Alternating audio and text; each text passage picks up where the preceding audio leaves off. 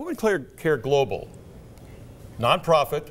Yes. We always get this vision of nonprofits of being, you know, getting all kinds of money and then wasting it, frankly, and not having any idea what the hell they're doing. I mean, I don't want to be harsh, but is yours different than that? Incredibly. And actually, I appreciate what you're saying, because we really made a conscious effort when we started WomanCare Global to make sure that we used business practice. I mean, it's sort of conscious capitalism. You came out of the business world. Very much. I spent 20 years in private sector pharmaceuticals, and I understand about generating shareholder return, but what we care about is more money, more mission. So we use what we call the Robin Hood approach.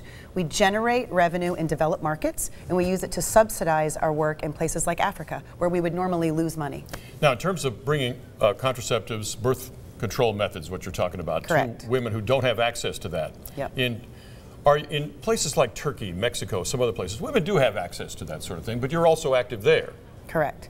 So our model is that we go into those places where there's a better private sector, where women do have a little more money. They're able to pay something. Now, we're not charging astronomical prices, but sometimes we're able to offer a whole new middle class of women access, but we have a small margin. But we use that margin to then go to places where women can't afford anything, like Ghana. And, you know, Kenya and South Africa. So we really do go into both the public and the private sector. And so what makes us different is that most nonprofits just go into the public sector. Most pharma companies just go into the private sector. We really bridge the gap and go into both simultaneously. Give me some numbers. How many women do you think you've been able to help this way? Well, I would tell you that right now we are actively distributing in over 100 countries. Wow. And we now have 8 products in our portfolio, and we started in 2009. So we've been able to prove that we can get a robust portfolio, that by using business practice, we're able to go into these countries too and get these products approved legally. There are certain layers of corruption in every environment. No. Tell me this isn't shocking. so. I know, you're I'm shocked. You're shocked. This is a whole different show. Go ahead. So we are able to really do it the right way, even though it's hard and more difficult, but what that does is create sustainable supply. Some of these women walk 2 days and they get a pack of sugar pills because there's counterfeit products. But we're able to ensure that the quality product gets there, that you're able to afford it, and that it's going to continue to be there. Not just a donor who might have a whim for a country for a short period of time. This is sustainable supply.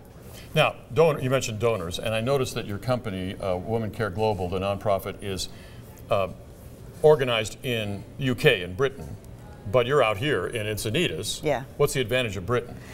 Interestingly, if you are a nonprofit in the U.S. and you generate revenue, you are taxed on that. If you are a nonprofit is taxed correct. on their nonprofits. If they generate revenue, yeah. That's correct. Wow. But if you are that's messed up. It's kind of messed up, because if you're a UK charity, as long as you use your profit for the good of your mission and you continue to service your mission, then the laws are different. And you don't have to pay tax on it. You don't pay any tax in Britain, where they overtax everything. That's correct. Unbelievable. Well, and let's be honest, if you're a donor and you want to contribute to our good work, you want to make sure every dollar we have is spent toward the mission. Yeah. And so we're able to ensure that, which is wonderful and exciting. That's terrific. Yeah, now, thank you. This whole business of contraceptive gets controversial in every country in some way, shape, or form. Very much But so. particularly in the 57 countries that are predominantly Muslim, are you able to get anything going there? I have to be honest, it's definitely pushing the rock uphill, but one of the things we do very well is we partner with other organizations, for example, that spend all their time on policy reform. So we try to find loopholes, truthfully, you know. At the end of the day, the ends justifies the means. We try to find ways to get the products in maybe for different indications, that the restrictive government will allow one indication, but in fact we know it's going to be used for other things. Give me an example of that. So maybe you're being brought, maybe you're getting the pill approved because it helps with their menses, heavy bleeding. Yeah. And so instead, well, they're really actually using it for contraception. I mean, some of the laws, you know, are so archaic, and we really believe that every woman, no matter who she is and no matter where she lives, should be able to choose when and if and how often she has children. Now, you mentioned the 9 products. Where do they come from? We work with a variety of different manufacturers. So we work with other private sector companies, we work with companies in India and companies in China, and companies in Latin America and the US and Europe, by the way. But what we try to do is find the best quality and with a price that we know that we're going to be able to bring into these markets so women can afford. Now, in terms of, you mentioned donors, and you mentioned you're also generating revenue by selling the product at reduced prices, but still getting some money back. Yeah. So then you can subsidize completely where women are a lot poorer and can't access and don't have money for it. How do what's the donor base look like? I mean, are you hitting all your pharmaceutical friends from the 20 years you were in business? To be honest, we tried that route. We were not as successful as I had hoped to be, but really they don't want you to go into competition with them. They don't, to be truthful. That's they really don't. where they're at. And rightly so, because we are fierce competitors, and we do intend to go into markets and really create access. So we really truthfully are reaching out to people that care about philanthropy, that understand that contraception is important, and that the continued supply matters. So we have a lot of individual donors, a lot of philanthropists and foundations, but we also have talked to traditional institutions like banks who give a low interest loan that they know we can pay back, but they care about social philanthropy. So that's really our access now. And so yeah, we're really hopeful to get the message out. How big a nonprofit do you have?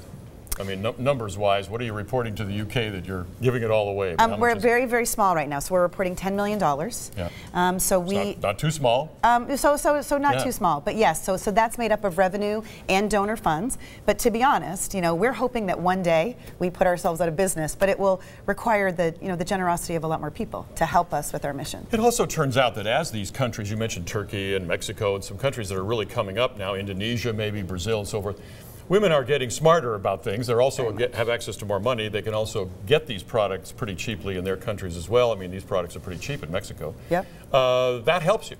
It helps us significantly. And let me tell you something else too. Even if you look at where we are today, I mean, people think, well, there's really not an issue in the United States. But in fact, there still is. The rural places are very, very different than some of the big cities, as you know. So it is really a cross-subsidization. So the places in Mexico and Turkey, as you mentioned, it helps us significantly because it shows that women will make the right choices. They want every child they have to have a wonderful quality of life. They don't want 8 and 9 children. They really don't. And when we're giving them choice and access, they make the right choices for themselves and their families. And it turns out, statistically, as the economy comes up, these women make those choices anyway. Mexico used to be famous for very large families, not so much anymore. Precisely. Yeah. No, precisely. I mean, women are the healthcare decision makers. They decide for themselves and their children and their husbands. And so if you can really ignite and use a lever of saying to a woman, here's your choice, she will make the choice. Saundra, thanks for coming by. Thank you so much. Good luck for everything.